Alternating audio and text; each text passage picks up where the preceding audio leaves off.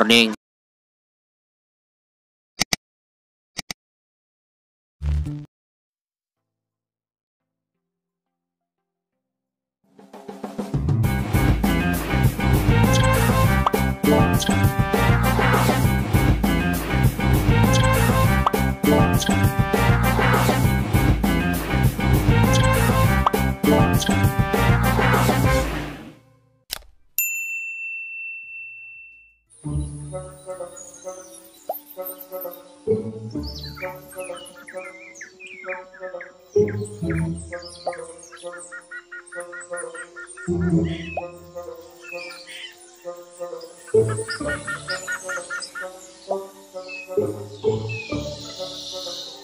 Halo Sobat X Science, jumpa lagi dalam program kesayangan kita semua, X Science, Eksplorasi Sains.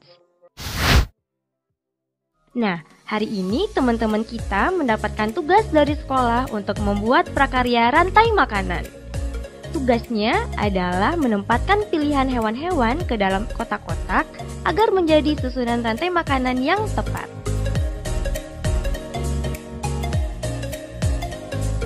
Sobat X Science, tahu tidak komponen apa aja sih yang terdapat dalam rantai makanan? Yuk kita saksikan bersama penjelasan narasumber berikut. Halo Sobat X Science, jumpa lagi bersama Kak Herman dalam program kesayangan kita, X Science, Eksplorasi Sains. Adik-adik, kakak yakin adik-adik di rumah sudah tak asing lagi dengan yang namanya rantai makanan, kan? Apa sih rantai makanan itu? Rantai makanan adalah peristiwa perpindahan energi dari satu makhluk hidup ke makhluk hidup lainnya. Ada makhluk hidup yang berperan sebagai produsen, ada makhluk hidup yang berperan sebagai konsumen, dan ada pula makhluk hidup yang berperan sebagai pengurai. Jadi, dengan kata lain, rantai makanan adalah proses transfer energi. Kakak kasih contoh ya. Padi dimakan oleh tikus. Tikus dimakan oleh ular. Ular dimakan oleh elang. Elang mati nanti akan diuraikan. Nah, dari beberapa rantai makanan itu berkumpul membentuk suatu jaring-jaring makanan. Bagaimana? Sudah paham kan adik-adik? Saatnya kita bernalar. Yuk, mari kita bernalar ya. Jumlah organisme A, B, C, D, dan E yang membentuk rantai makanan di suatu komunitas ditunjukkan oleh grafik berikut. Susunlah urutan rantai makanan dengan tepat berdasarkan data yang ditampilkan grafik, serta jelaskan bagaimana membentuk rantai makanan tersebut.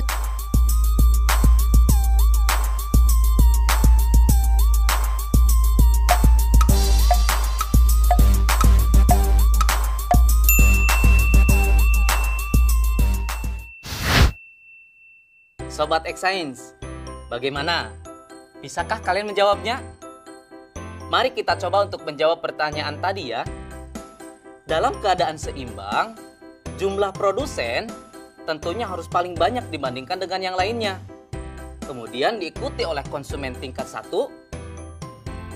konsumen tingkat 2, konsumen tingkat 3, dan seterusnya. Sehingga untuk menjawab pertanyaan tadi, urutan yang tepat untuk membentuk suatu rantai makanan adalah B, A, D, E, kemudian C.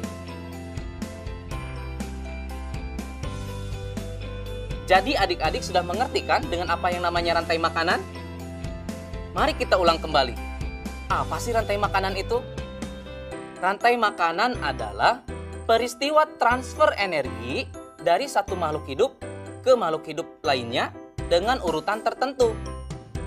Dalam rantai makanan, ada makhluk hidup yang berperan sebagai produsen, ada pula yang berperan sebagai konsumen, dan ada yang berperan sebagai pengurai. Dengan demikian, rantai makanan sangat berpengaruh terhadap tatanan susunan makhluk hidup dalam suatu ekosistem.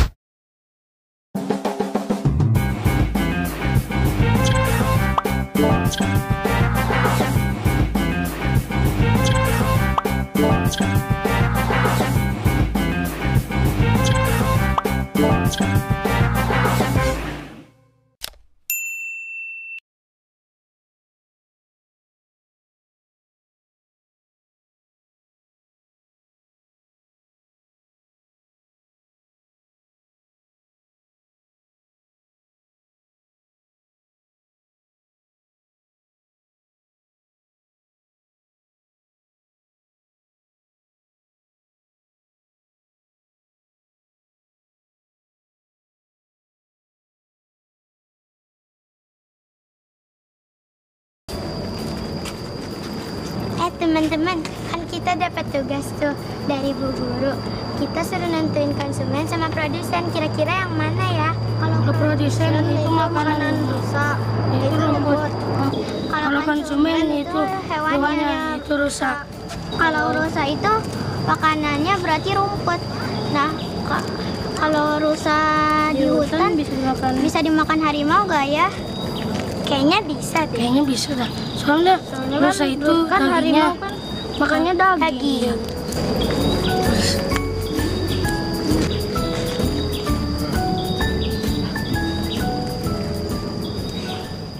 Halo Sobat X Science, kembali bersama Kak Herman dalam program kesayangan kita, X Science, Eksplorasi Sains.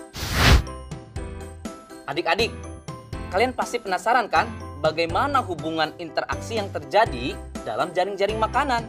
Yuk mari kita simak penjelasan berikut. Yang pertama adalah produsen.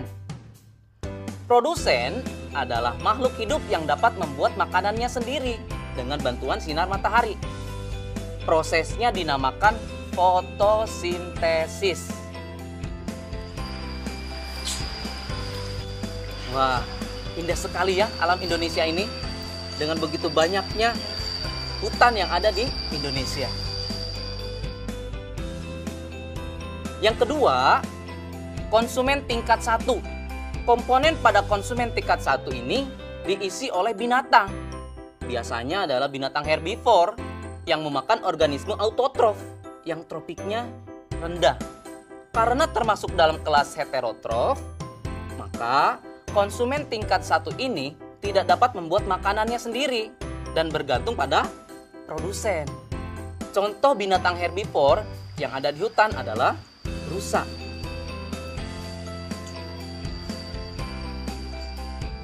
Yang ketiga, konsumen tingkat 2 atau tingkat berikutnya, yaitu adalah organisme yang menduduki tingkat tropik ketiga, disebut sebagai konsumen sekunder.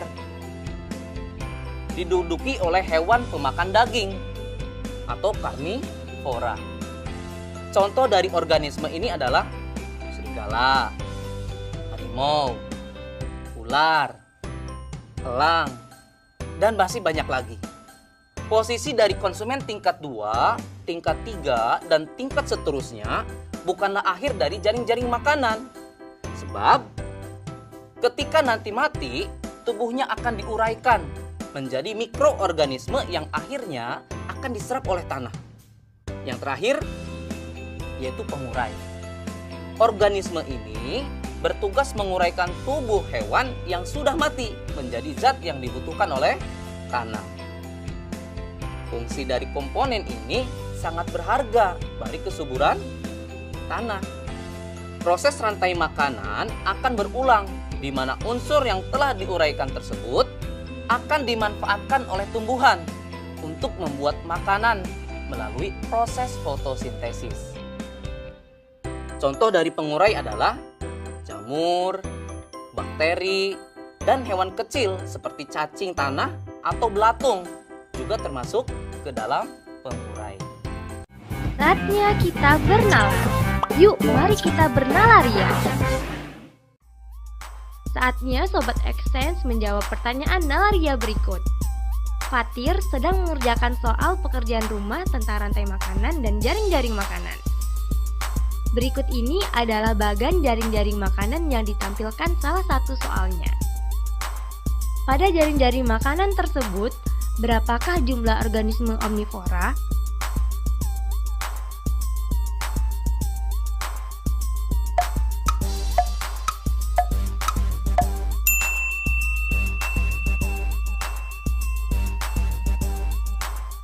Mari kita simak penjelasannya. Jika dimulai dari produsen F, maka jumlah omnivora adalah 2, yaitu H dan L. Karena H memakan F dan G, L memakan F, H, dan M. Jadi, adik-adik sudah mengerti kan dengan jaring-jaring makanan? Sehingga, apa perbedaan antara rantai makanan dengan jaring-jaring makanan ya? Perbedaannya adalah, rantai makanan merupakan bagian dari jaring-jaring makanan, sehingga jaring-jaring makanan akan menimbulkan banyak sekali rantai makanan yang terhubung satu sama lain. Jika skemanya digambar, jaring-jaring makanan akan berbentuk seperti jaring laba-laba.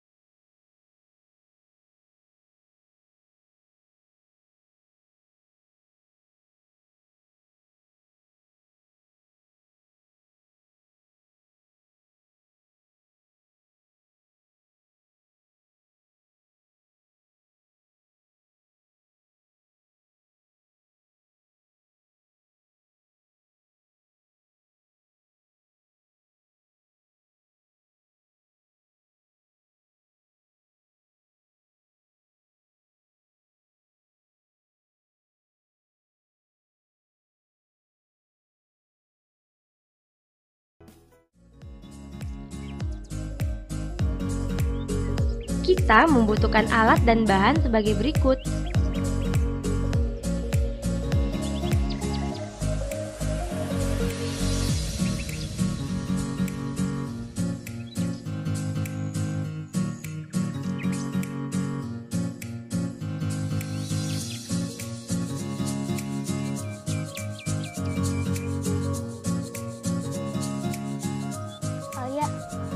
Ayo kita buat miniatur ekosistem hutan. Ayo. Kita ngapain dulu nih? Pertama, kita warnain sungainya dulu. Pertama, tentukan ekosistem yang ingin kita buat. Kemudian, susunlah sekreatif mungkin.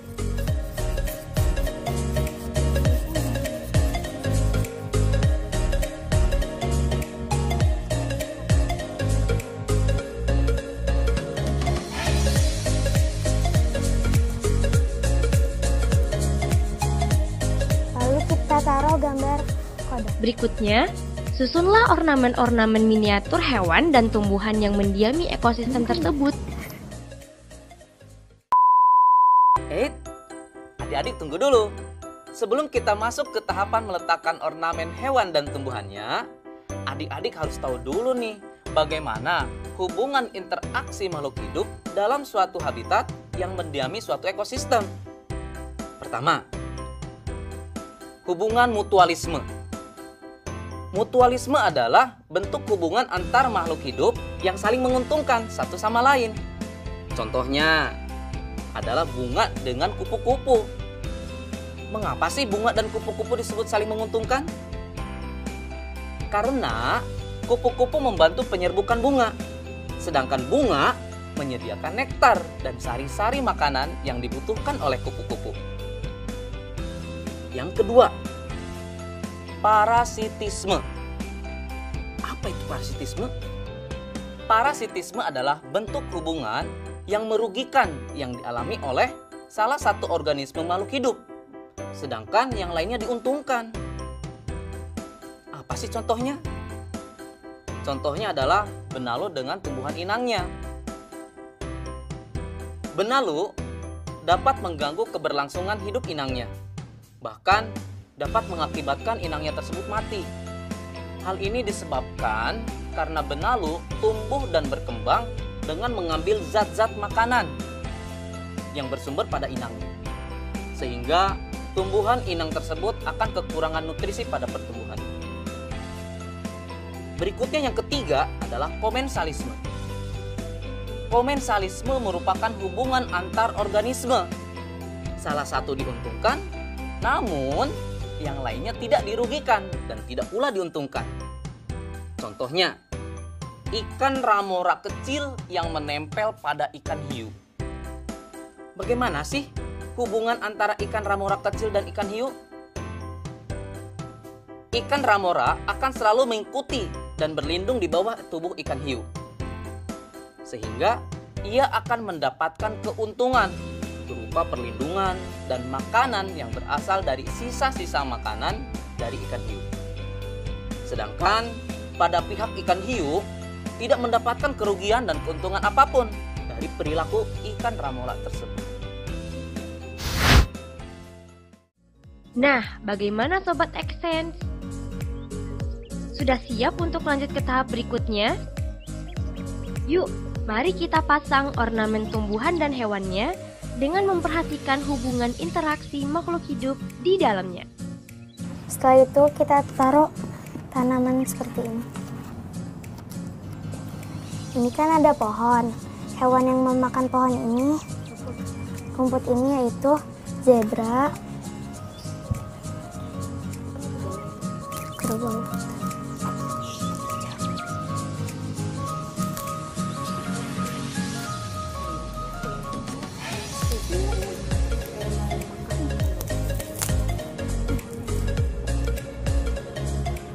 Setelah itu kita taruh background hutan.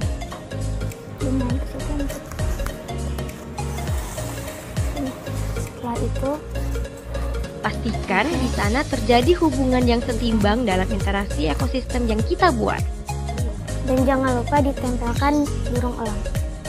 Nah, di sini terlihat yang memakan rumput adalah zebra, kerbau hutan, dan kijang.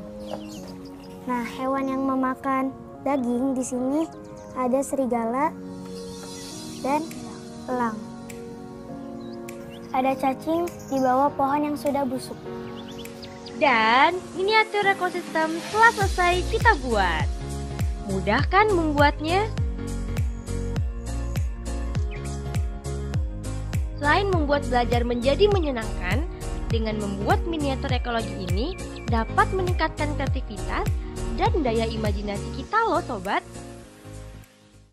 Saatnya kita bernalar. Yuk, mari kita bernalaria. Saatnya Sobat X Science menjawab pertanyaan nalaria berikut. Ilustrasi berikut menunjukkan hubungan antar makhluk hidup di suatu ekosistem. Bacalah dengan teliti ya. Di suatu ekosistem, ada beberapa ekor hewan A yang suka memangsa hewan B. Sementara, hewan D menjadi mangsa hewan C. Daun sawi berlubang-lubang karena dimakan hewan D. Pada saat tertentu, seekor hewan E mengitari tempat tersebut untuk memangsa hewan A. Hewan C juga adalah makanan favorit hewan A. Hewan B menjadi pemakan produsen. Berikut ini yang merupakan bagan jaring-jaring makanan berdasarkan ilustrasi di atas adalah